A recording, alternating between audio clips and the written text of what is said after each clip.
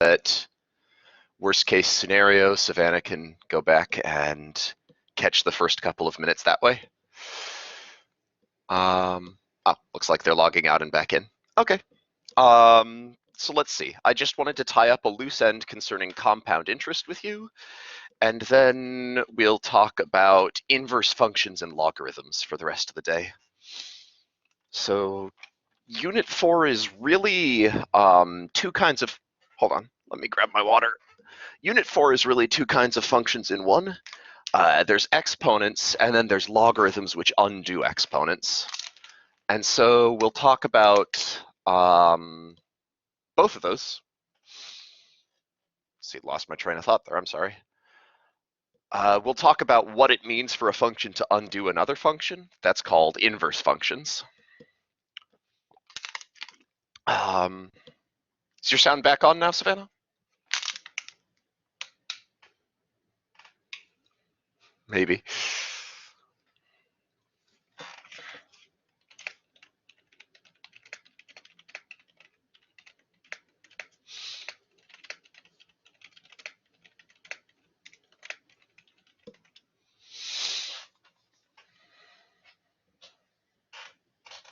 All right.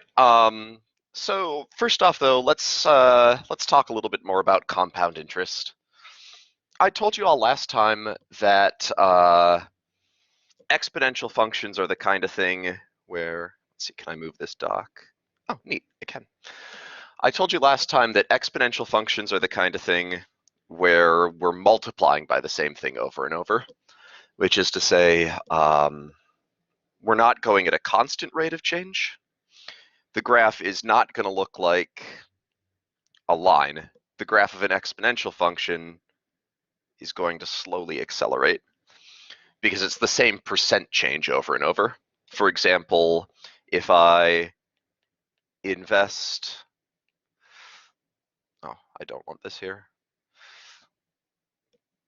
If I invest $1,000 at 10% interest, then I'd start off with $1,000. Oops.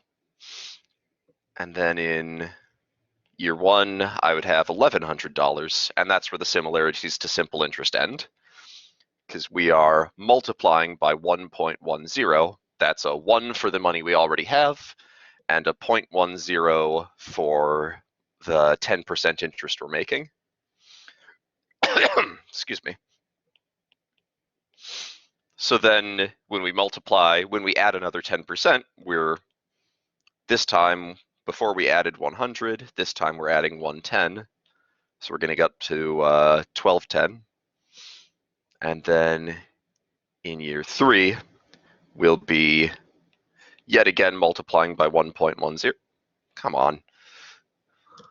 Yet again multiplying by 1.10.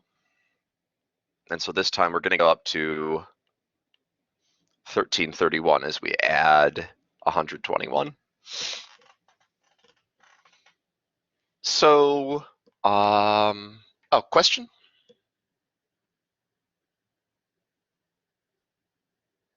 No? Okay.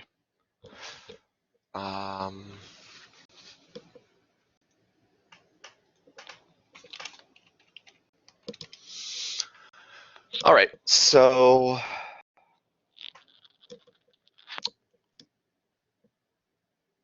sorry, I lost my train of thought again.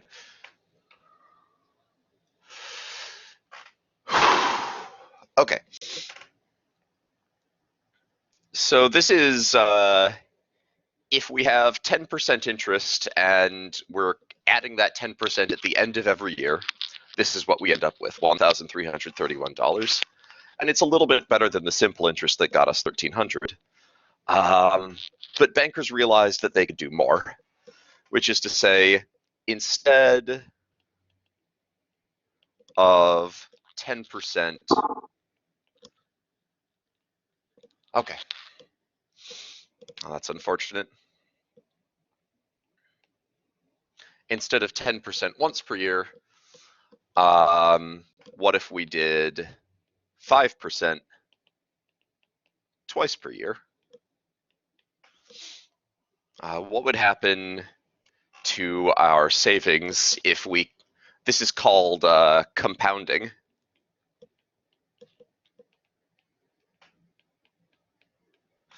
So if we compound twice per year, instead of ending up with 1331, here's how it'll look. We'll have year 0, and we'll have $1,000. And then after 6 months, we'll add 5% interest, so 1.05. And that leaves us with 1050 after 6 months. And then we multiply, we add that 5% interest again, and that's going to include the question? Okay. That's going to include the $50 of interest that we already made. So at the end of year 1, we'll have, instead of adding, we'll add 50 here, and then we'll add 52.5 here, because that's 5% of 1050. So at the end of year 1, we're going to have $1,100 and 2.50 cents. So we have a little bit more money because instead of going straight from 1,000 to 1,100 by adding that 10% interest, when we add 5% interest twice, the second 5% is including the $50 we made off the first 5%. Does this make sense, class?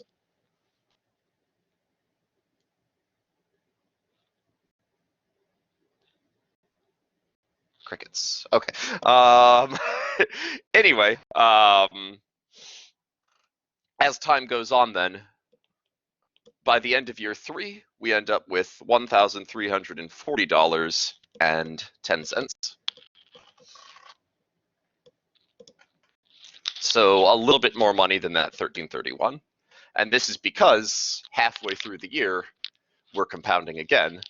And so we're making 5% interest on the first 5% interest instead of counting it all as 10% interest all at once, like up here. So, I mean, the natural thing to ask is, if we made an extra $9 by compounding twice a year instead of once per year, could we just compound more frequently? There's actually a formula for this. If we compound once per year, our final amount is going to be the amount we invest, that's called the principal, times 1 plus r to the t. So in this case, this was 1,000 times 1 plus 0.10 to the 3, and that's how we get 1331. So this is our compound interest formula. But if instead we compound twice per year, there's a new formula that I'm going to use. It looks similar, but what I'm changing is, now I have this n term, and when I say twice, that means n equals 2. I'm going to compound 2 times per year. So instead of adding the whole 10%, we're going to just add half of the 10%. So that's where we get that 5% from. And instead of doing that 3 times, we have to do it 6 times because we're doing it twice per year for 3 years. So we do it twice per year for 3 years, and that's how we get that 1340 point, what was it, 10? So far, so good.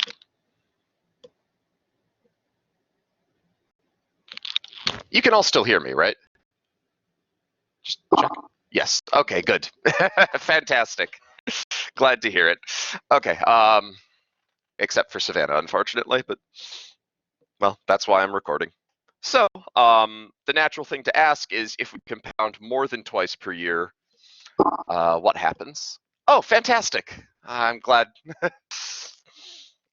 So like I was saying, Savannah, I am recording this session, so you'll be able to go back and catch the first few minutes if you need to. But is everything making sense so far? Yeah. Okay, fantastic. So where I'm going with this is if we can make a little bit more money by compounding twice per year, then why don't we try compounding more often? So you might see a phrase like, whoops,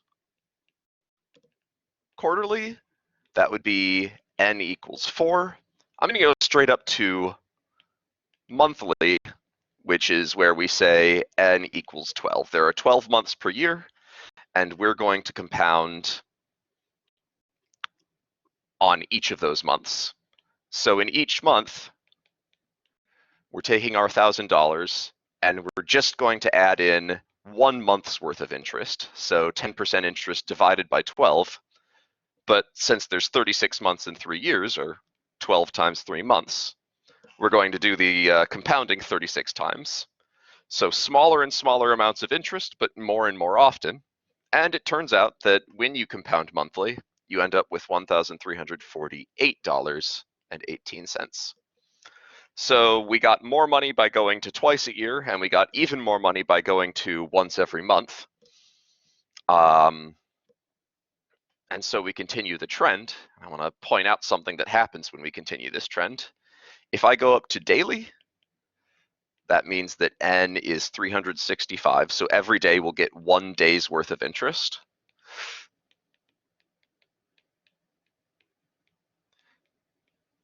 And we'll do that for 3 years worth of days. And it turns out what you get is $1,349.80. So by going to twice a year, we made an extra $9. By going to every month, we made an extra $8. And by going to every day, we made a little less than $2.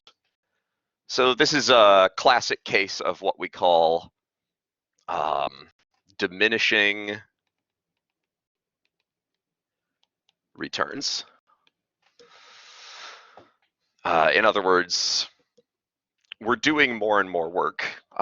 This subject was originally investigated before computers, so if you wanted to compound your interest daily, that meant you actually had to have a clerk go in and perform these incredibly tedious exponentiation operations every day. And so your labor cost is going to skyrocket in return for only making an extra couple of dollars. So there was a very real cost-benefit analysis of, is it worth it to keep going? But there's also a more theoretical question of, well, the fact is that our gains seem to be slowing down somehow. We've compounded much more often, and we've only made a little bit more money. The amount of money we're making is still increasing, but I guess the question is there a limit? You remember yesterday I showed you that exponential curve? Oh, right, I forgot. You can't see what I'm gesturing with my hands. I'll draw it on the page. I was sitting here in front of my desk, like waving my hands in the air like I would in front of a class. I forgot where I was for a second. You remember I showed you that exponential decay curve where we have an asymptote. On the right here, this part of the curve is getting closer and closer to zero without ever quite reaching it. And so the natural question to ask, since we've got diminishing returns over here, is the amount of money I'm making if I go from 1331 up to 1340 up to 1348. The question is there a peak?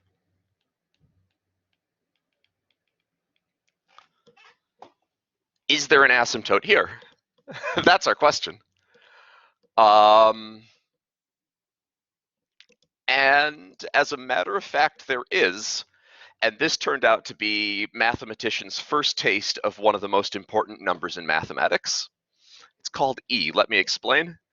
So Leonhard Euler was investigating this phenomenon, and he decided that it basically boiled down to, I'm taking this question, A equals P times 1 plus R over N to the NT. And he said, let's make some simplifying assumptions. If P is 1, if R is 1, if T is 1. So we're just going to say an interest rate of doubling, and we're only going to do it for 1 year, and we're only going to invest $1. So we're just looking at this number 1 plus 1 over n to the power of n at that point. So we're going to get rid of all of these unnecessary terms and just look at the crux of the problem. Is this number getting bigger and bigger forever, or is there a limit to how big it gets? So these are numbers like, when I say 1 plus 1 over n, so I could do like 1 plus 1 over 2 to the power of 2. That's 1.5 squared is 2.25. Or I could do 1 plus 1 over 3 to the power of 3. So that's 4/3 cubed. I know I can cube the numerator and denominator, so that's 64/27. And when I plop that into my calculator, it turns out to be about 2.37. And so we keep going. If we want to do like 6/5 to the 5th, that's about the same as 2.488. So this would be like compounding 5 times a year. Or if we go 10 times a year, 11 over 10 to the power of 10 is about 2.59. Let me make this a table. 5, 10. If I do 100, I'm going to have 101 over 100. So the base is getting smaller and smaller, which means it takes longer and longer to ramp up, but we're giving it more and more compoundings. So this number turns out to be even bigger. It turns out to be 2.704. Now, Euler couldn't have done these computations by hand, so at this point, it's impossible to take a power of 100 by hand. So at this point, he turned to calculus and managed to prove something there. But let me show you where this goes if you instead just have a computer guess for you. If we do 1,000, we end up at about 2.7169. And if you do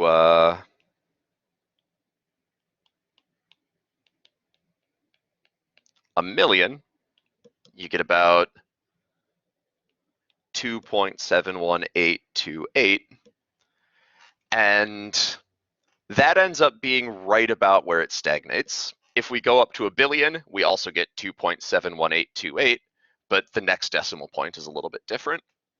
And this number where it stagnates, this is our asymptote. We're looking at like 2.25 and then 2.4 and then 2.5. And it turns out that the place where this sequence levels off completely is at 2.7182818. This number, it's an irrational number like pi, which means it goes on forever without repeating. But we call this Euler's number. And for short, we're going to call it E. So E is 2.7182818, and so on. And this turns out to be the number where this sequence stops. In other words, the limit as the number I'm plugging in here goes up to infinity, the answer we get approaches but never reaches Euler's number. And this turns out to be one of the most important numbers in mathematics because there's some crazy coincidences here. Like, it shows up all over the place. Like, if I draw a graph, do you remember our toolkit function y equals 1 over x? It turns out that if I go from x equals 1 all the way up to Euler's number, the area under the curve here is exactly 1 square unit. Euler's number turns out to be the number that makes that true.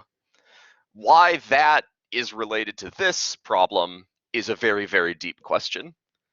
So we start finding Euler's number. When you take calculus, you'll start finding Euler's number in all kinds of different places.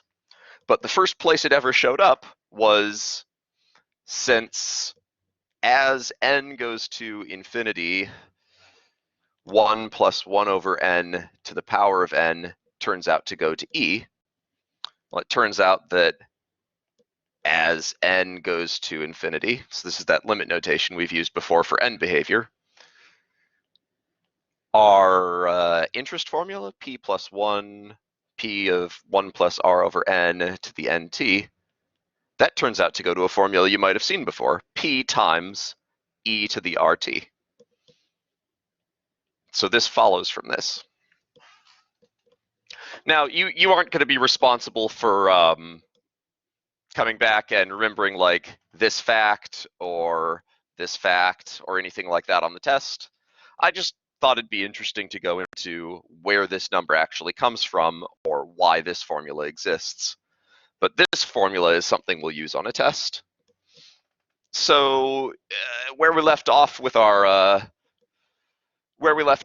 banking problem back in the concrete real world, way back up here, is that the bankers of Euler's time realized they couldn't perform these exponents quickly enough to compound more than once a day. And they were making from $48 to $49.80. And we were asking, is there a limit to how much you could make? Because if there is a limit, then we can just call it that limit and we don't have to perform all these exponentiation functions. And what Euler showed us is that, yes, there is a limit. And what we can do is invest our $1,000 at 10% interest. And rather than trying to compute the interest every hour or every minute or every second, we'll just say we want to compute that, compound it continuously. And this is just a phrase for as fast as possible in this context. And so instead of trying to use this formula here, we're going to use this formula here. And instead of having to do it every hour or every minute or every second, we can just do this once when it's time to withdraw the money. So A is equal to P times e to the RT. And e is just a number on your calculator. It's 2.71828 and so on. So our final answer is going to be $1,000 times e to the power of 0.10 times 3. And that turns out to be $1,349.86. So it turns out that going daily, we were already very, very close to this limit. When we were going daily, we ended up with 80 cents. And at the out, we get 86 cents. But what Euler proved is there's no speed you can compound to get any more money than this. This really is the limit of those diminishing returns. So this is our first taste of this number e. It ends up being extremely important in calculus because of, well, why don't I just show you? Because of this property. Why can't I scroll down further? Why can't I scroll down further? Did they? Okay, there it goes. Sorry. So last class I showed you this function y equals 2 to the x. And if I were to draw y equals 3 to the x, it'd be even steeper. So 2 to the x is doubling every time we go 1 to the right. So it goes 1, 2, 4, 8, 16. 3 to the x will triple every time we go 1 to the right. So it'll go 1, 3, 9, 27, 81. E is about 2.7. So e to the x is going to be right in between these somewhere. It's not quite as steep as 3 to the x, but it's steeper than 2 to the x. Now, in calculus, you remember I told you this in Unit 2, we're very, very interested in those instantaneous rates of change. If I ask you about a point on this graph, I'm really curious, what's the slope right at that point? And since these things keep getting steeper forever, it turns out that the slope is actually proportional to the y value. Like 2 to the x, if this is the point, 3 comma 8, because 2 cubed is 8. It turns out the graph is a little less steep than 8 at that point. 3 to the x, if I had the point like 2, 9, it turns out the graph is actually a little steeper than a slope of 9 at that point. But e to the x has this perfect symmetry where the slope of the graph is the same as the y value. Like if this is the point 2 comma e squared, the slope is also e squared. The slope is the same as the y value.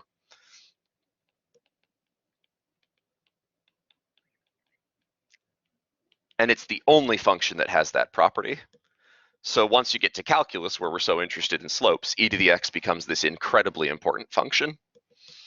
And as a matter of fact, we're going to prefer to do a lot of our work with a base of e, just so that you're used to working with it when you get to calculus.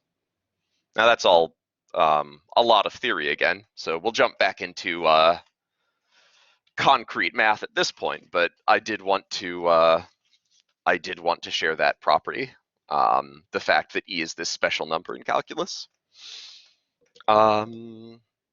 So that was the last bit of 6.1 I wanted to cover, and I know that got pretty theoretical there, but we're going to jump back in now with something a lot more concrete. Any questions before we go on?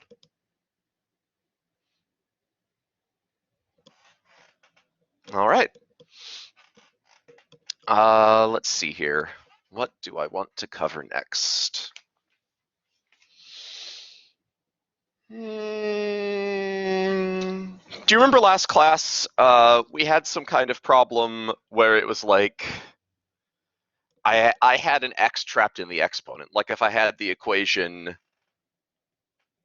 5 equals, so this is going to be section 6.3, logarithms. And if I had an equation like 5 equals 4 to the x,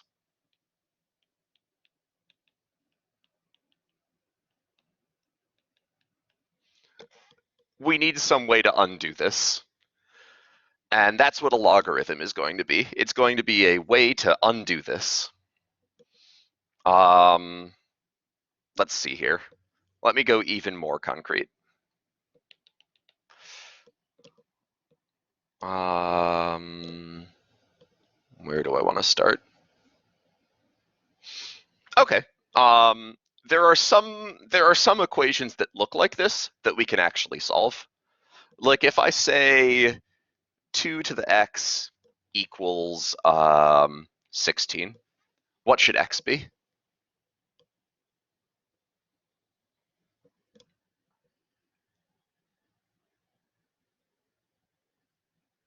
What value of x would make this true?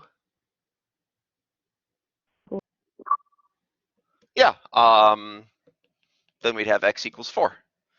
And if I said something like,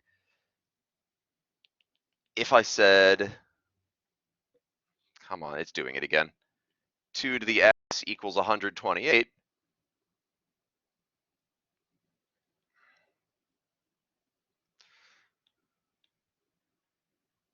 Why is it not letting me scroll? I'm sorry, I'm having some kind of technical difficulties here. It is not letting me scroll down.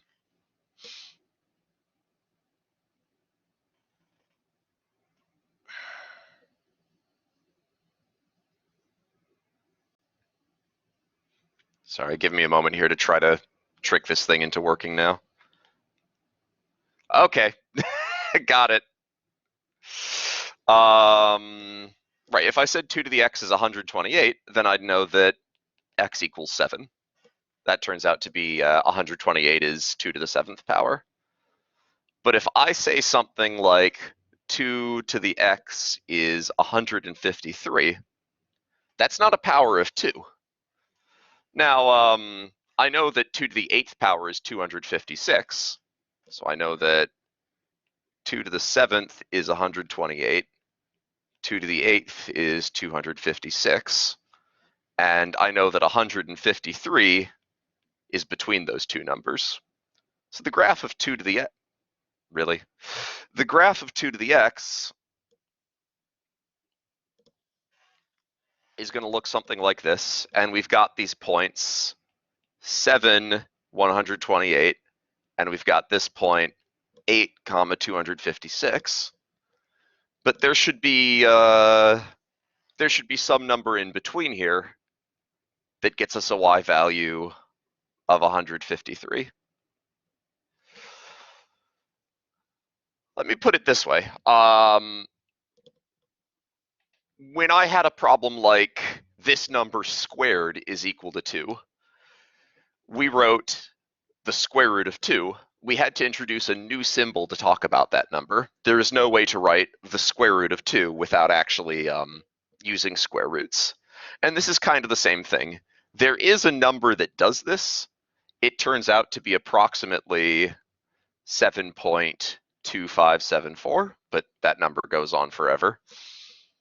We're going to need new notation, and the way we do it is we're going to write x equals log base 2 of 153. Whoops, 153.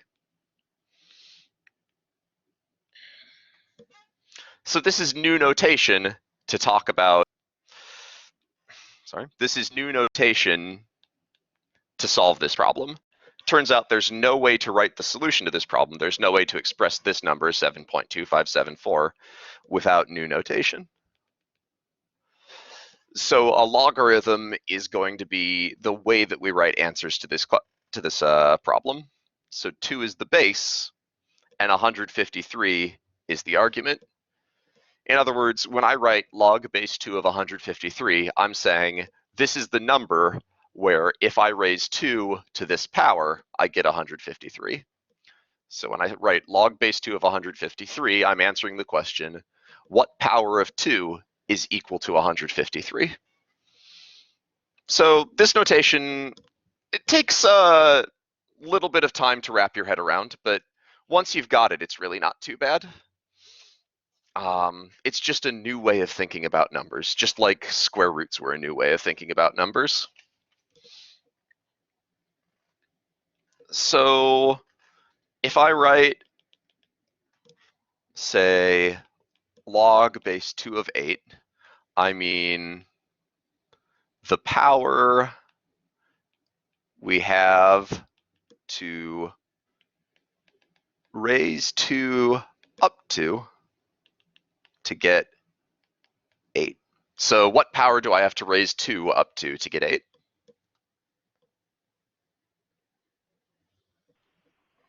Three. So log base 2 of 8 is 3. 3 is the power I have to raise 2 up to get 8. So this is because 2 cubed equals 8.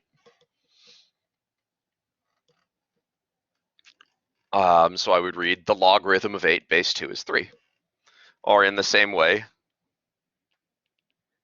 since 3 to the 5th happens to be 243, I could also write log base 3 of 243 equals 5. 5 is the power I have to raise 3 up to get 243. So in some sense, we can think a logarithm is just a way to rewrite an exponential equation.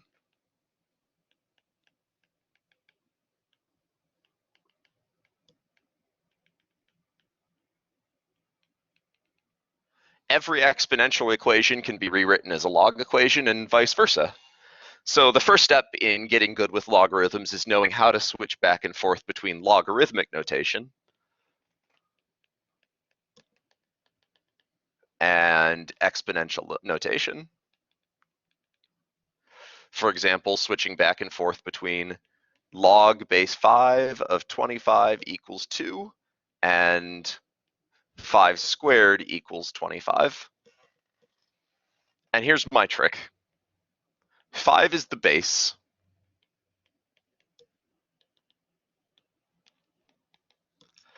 The base stays put, whereas these two numbers switch places.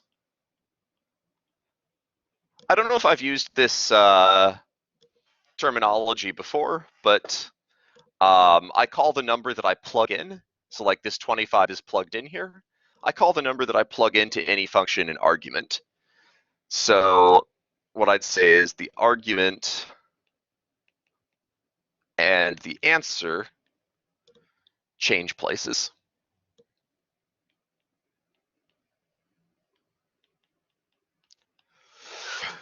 So the base stays put, but the argument and the answer change places. So log base 5 becomes 5 to the power of, but instead of having 25 on the inside and 2 on the outside, we have 2 on the inside and 25 on the outside.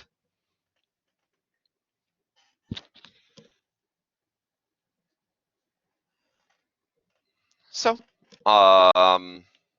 just to get us some practice, if I write 3 cubed equals 27, then in log form, the base stays put, the base is 3, so the base is 3.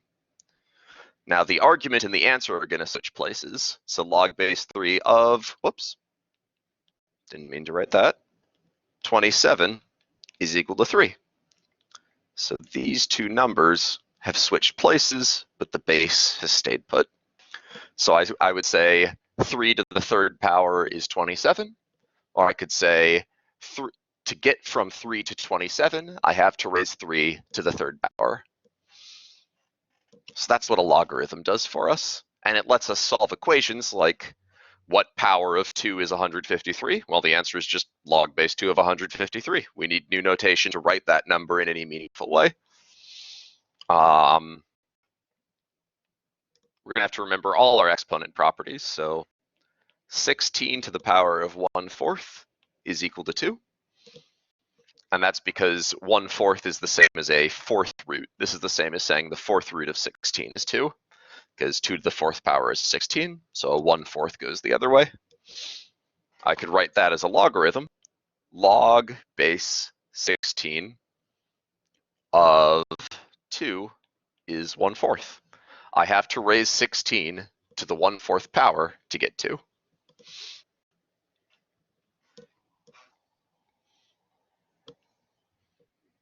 On the other hand, if I wrote b to the x equals y, x and y are going to switch places while b stays put. So this will be log base b of y equals x.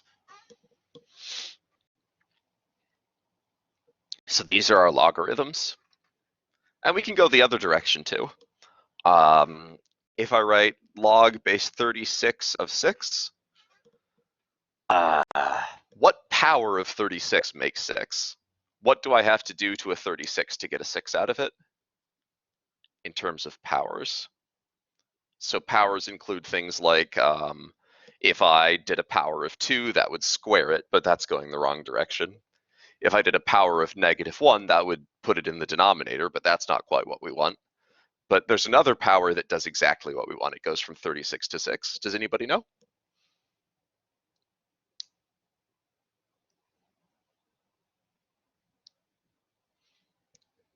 You can get from 36 to 6 by remembering that the square root of 36 is 6. So log base 36 of 6 is whatever power the square root is. Now remember, a square root is a power of 1/2. So over here I could write 36 to the 1/2 is 6, or in other words, the power I have to raise 36 up to get 6 is 1/2. So the base stays put, but the argument and the answer switch places. I could write log base 3 of 1/9. That's -2, because if I take 3 to the power of -2, that's the same as 1/3 squared, which is 1/9. So 3 to the power of -2 equals 1. I keep accidentally hitting that home button. Hold on. I know.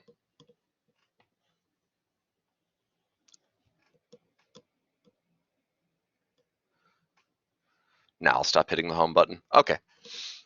So again, the base stays put, 3, and then the argument and the answer change places. So log base 3 of 1/9 is -2 because 3 to the -2 is 1/9. Does that make sense to everyone? Any questions at this point?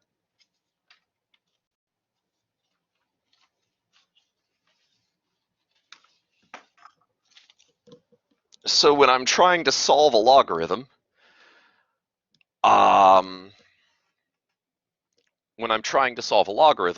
going to use this same process. If I ask, what is log base 7 of 49? What I'm really asking is, what power of 7 is 49? So 7 to what power is 49?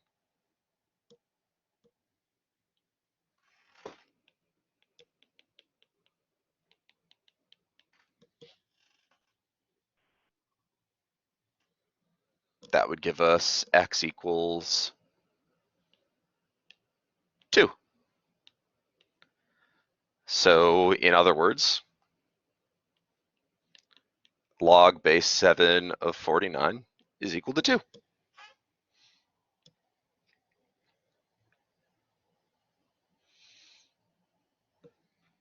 So that's how you evaluate a logarithm. Now I do just want to point out, quick caveat, put a caution sign here. Come on. The technology is not quite being kind to me here today. I upgraded the OS on the iPad and I'm learning some things. So, warning.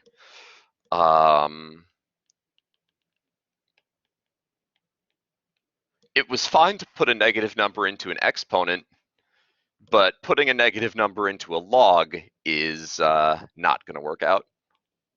If I write log base 3 of -3, I'm asking 3 to what power equals -3? Now, here's a graph y equals 3 to the x, and here's a graph y equals -3.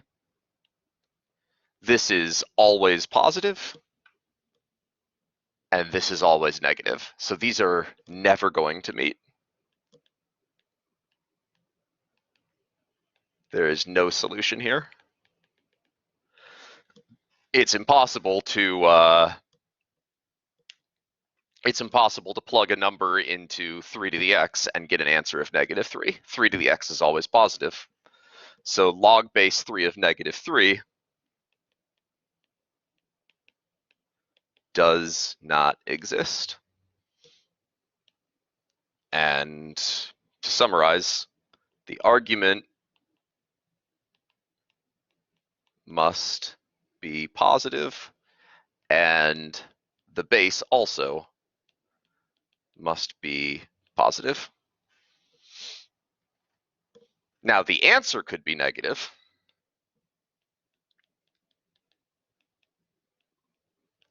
For example, log base 2 of 1/2, the power of 2 that gets us 1/2 is -1. And that's because 2 to the -1 equals 1/2. So the result can be negative, but the argument in the base must be positive. So we're never going to plug a negative number into a logarithm.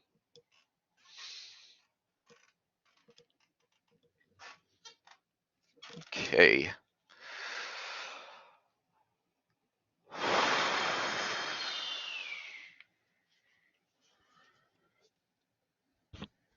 Let's do a little more practice, and then we'll switch on to a different subject.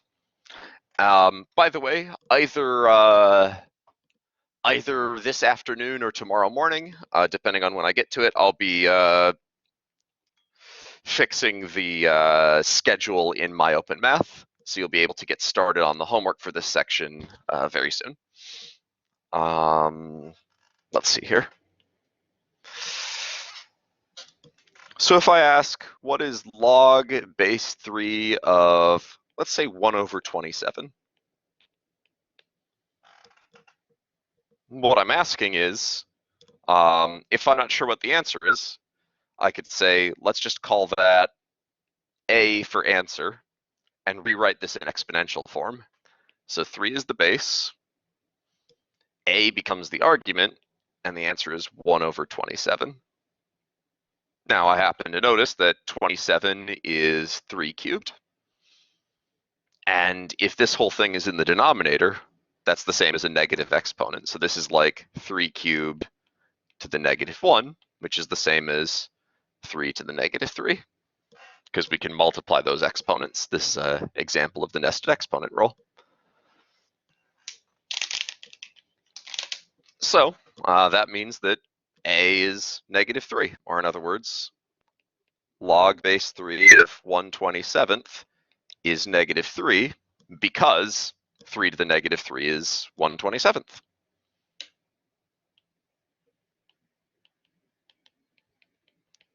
Again, this and this are two ways to write the same fact.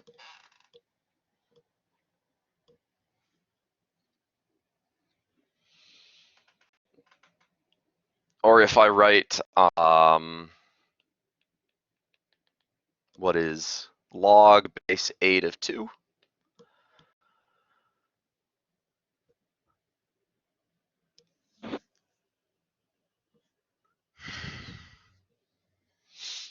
then I could say, well, whatever the answer is, 8 to the power of that number has to be 2. I know that 2 cubed is 8, so if we flip that around, the cubed root of 8 is 2. And I could rewrite that 8 to the 1/3. So we need to be able to solve these problems. We need to be able to think of radicals as being fractional exponents. The square root is a power of 1/2, the cubed root is a power of 1/3, and so on. So if I know this, 8 to the 1/3 is 2, then I know that log base 8 of 2 is 1/3. Again, this is two ways to write the same fact.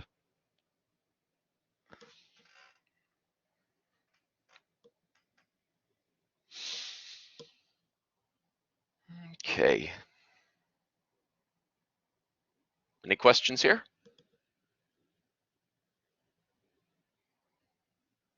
Yes.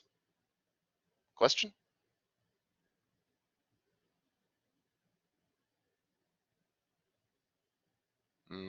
If you're talking, I can't hear you.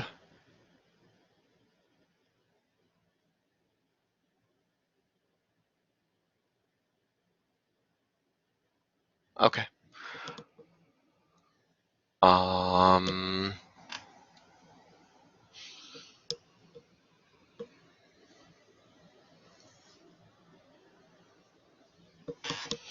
Let's see then.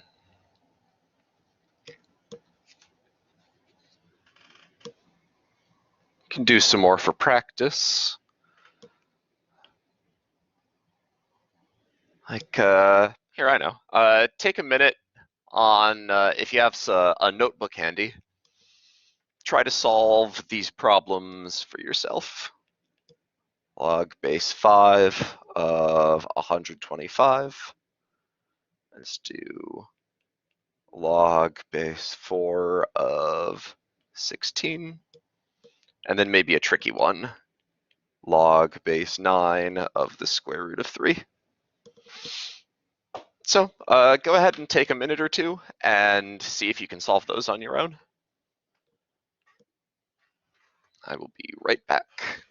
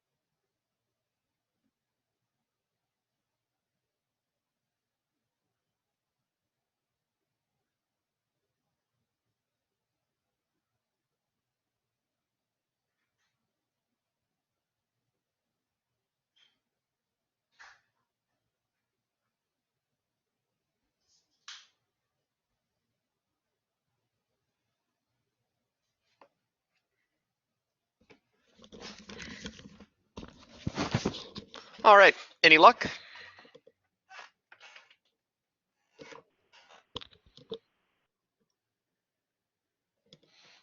So hopefully you're able to see. We know that since 5 to the third power equals 125, log base 5 of 125 should be 3, right? Does that make sense? We know that since 4 squared is 16, flip that around, log base 4 of 16 has to be 2. Now this one here is tricky. I'm going to write equals A for answer and then see what I can do about this. I know I can rewrite this in exponential form. 9 to the power of whatever that answer is has to be the square root of 3. So the question is, how in the heck I'm going to get from 9 to the square root of 3? Well, I can write the square root of 3, that's 3 to the 1/2. And I also know that I remember that 9 is 3 squared. So at least these numbers have something in common. Putting together what I've just learned, 3 squared, that's 9 to the power of A, equals 3 to the 1/2. Really, anytime you're solving an equation with exponents, you're going to want to write everything in terms of the same base. So I have a base of 3 here and a base of 3 here. Now I can simplify a little. I have nested exponents. 3 squared to the A is the same as 3 to the 2A, and this is 3 to the 1/2. Since the bases are the same, if 3 to the 2A equals 3 to the 1/2, then 2A has to be 1/2, so A is 1/4. So what I've just learned is that log base 9 of root 3 must be 1/4. Let's put that in exponent form and see if it makes sense. This is the same as saying 9 to the 1/4 is the square root of 3. Well, that's the same as the 4th root of 9. And that really is true. The 4th root of 9 is the same as the square root of 3 because root 3 to the 4th power, that's 3 root 3 root 3 root 3. It's 3 times 3. That really is 9. So this all checks out, and 1/4 is our answer here. So logarithms can get tricky, but as long as you remember, just write A for the answer and then put it in exponential form and see what you can find out, then they're not too bad. Well, that's pretty much all I want to say about logarithms right now. We're going to get into some of the advanced details of logarithms in our next couple of classes, but for this week, if we can just remember these basics here, we should be pretty good. I guess I have a little bit more to say. You know what? Yeah, let's round this out and let's go the whole 75 minutes talking about logarithms. Next class, then I'll get into inverse functions. So, whoops. Don't want to cross out my 9 there. Here we go.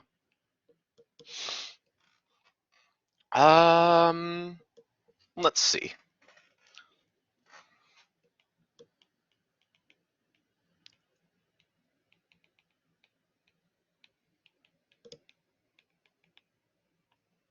So we're still in section 6.3.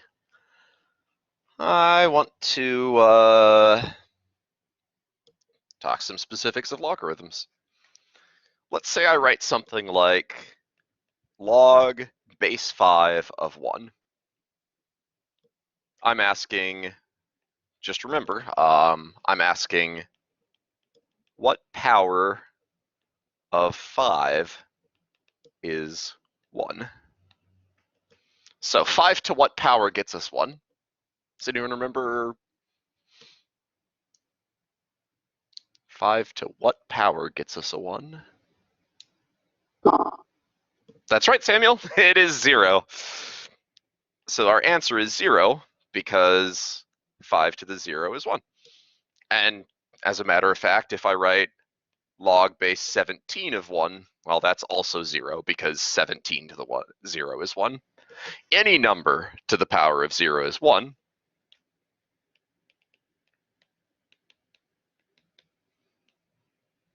I can rewrite. This is our basic log property. No matter what the base is, log base b of 1 is going to be 0. Because this is the same as saying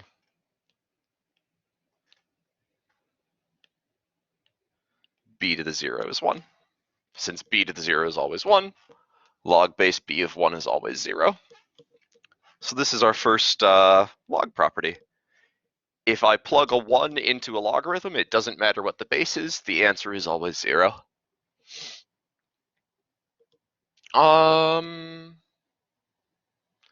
Let's see. Yeah, one more basic property for today, and then next class I'll get us our other two basic properties. So these are some things that we can always depend on. If I write log base 2 of 2, I'm asking 2 to what power is 2, and the answer is 1 because 2 to the 1 is 2. Anything to the first power is that same thing again.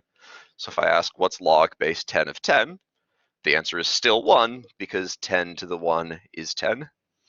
So this is our second basic log property. If the base and the argument are the same, then the answer is 1, and that's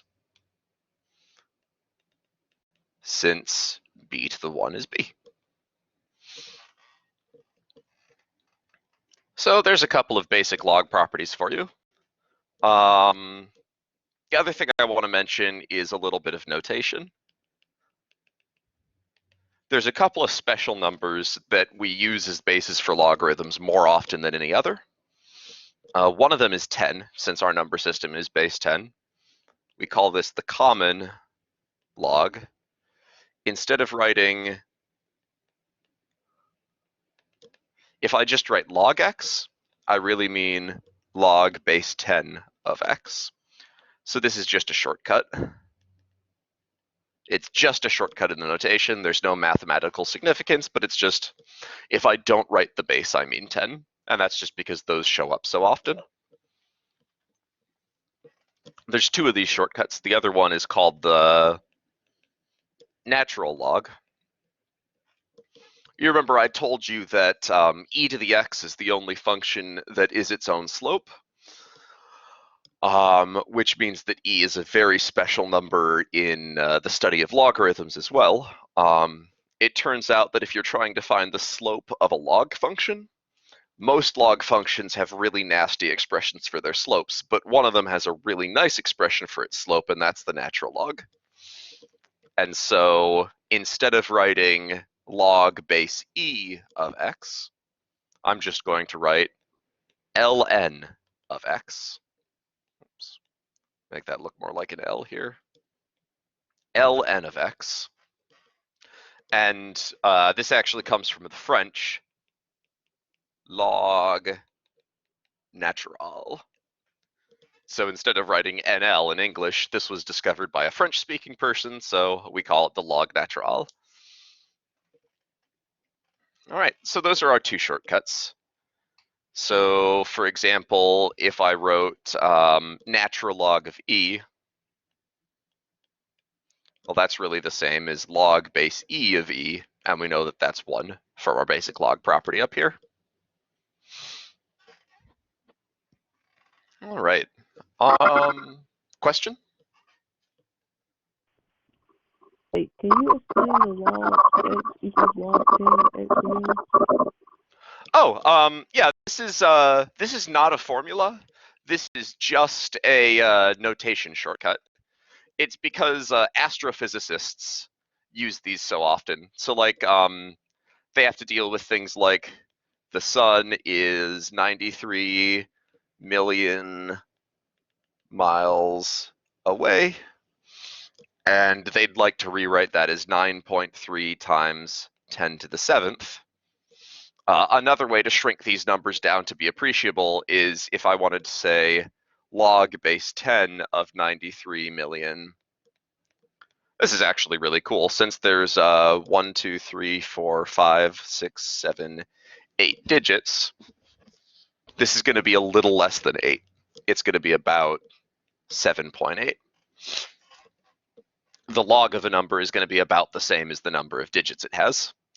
And since they use these so often, they got tired of writing this little 10 over and over.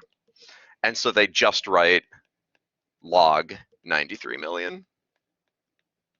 They don't write the base, and whenever you don't write the base, we're going to assume that it's 10. Does that make sense? It makes sense. Okay, yep, thanks for asking. Glad I could clarify.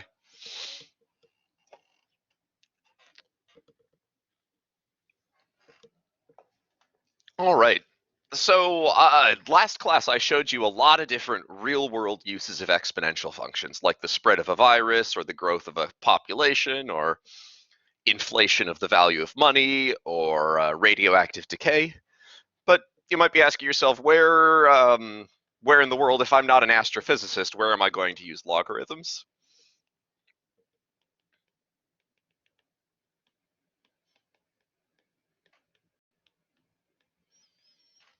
And it turns out there's a really good answer, and that's the volume of a sound.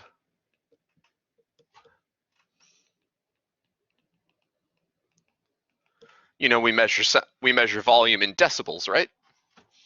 It turns out that to really understand decibels, you have to be able to understand logarithms. So decibels are really an application of logarithms. See, 1 bell, before we had decibels, we had bells. A decibel is a tenth of a bell. So 1 bell is a change times 10. In other words, if my shout is 10 bells and your shout is, and your shout is 9 bells, my shout is 10 times louder. And then 9 bells is 10 times louder than 8 bells, and 8 bells is 10 times louder than 7 bells, and so on. Now, in modern parlance, we don't use bells anymore. We would just write this 100 decibels, and we would write this 90 decibels. Why we split them that way is probably just a matter of historical convenience, but the point is that 10 decibels louder is the same as 10 times louder. So if a conversation is 65 decibels and a vacuum cleaner is 85 decibels, then this is plus 20 decibels, which is the same as plus 2 bells. Now, if we went 1 bell up, we'd be 10 times louder. So if we go 2 bells up, that's, it's like going plus 1 bell and then plus 1 bell again. So it's the same as going 10 times louder and then 10 times louder again. The vacuum cleaner is 100 times louder. In other words, the natural way to think of it, since logarithms undo exponents, is really that decibels are a number where we've already taken the logarithm of how loud the sound is. If you take the power of the sound and then you take the logarithm of that, just ask, like, how many digits does that number have? Well, then what you're dealing with is number in decibels.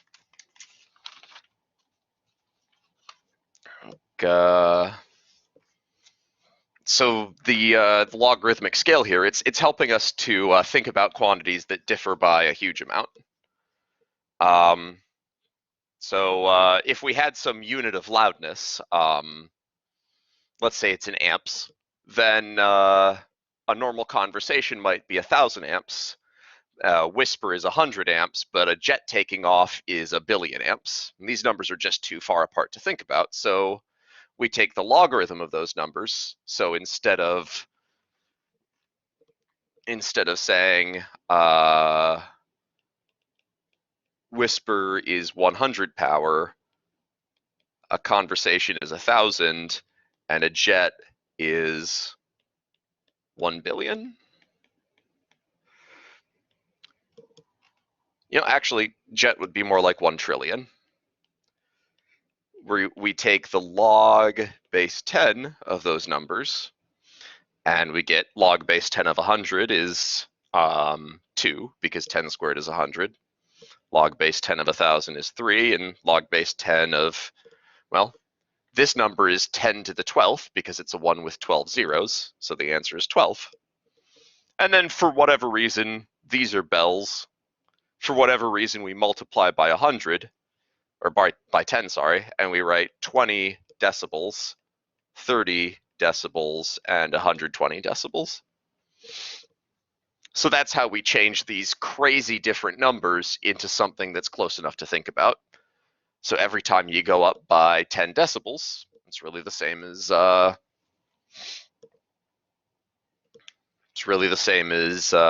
multiplying by 10 in terms of the actual power of the sound, which is to say, how much force is that airwave hitting a surface with? That's the power of a sound. That's what goes from 10 to 100 to 1,000,000. But we take the logarithm to make those easy to compare numbers. Make sense? All right. That's kind of a natural breaking point for today. I don't want to take 6 minutes to introduce a new topic now because we wouldn't really be able to do it justice. So let's go ahead and call that good for today, and we'll meet back up on Tuesday. In the meantime, I'll be getting your homework due dates updated, and there's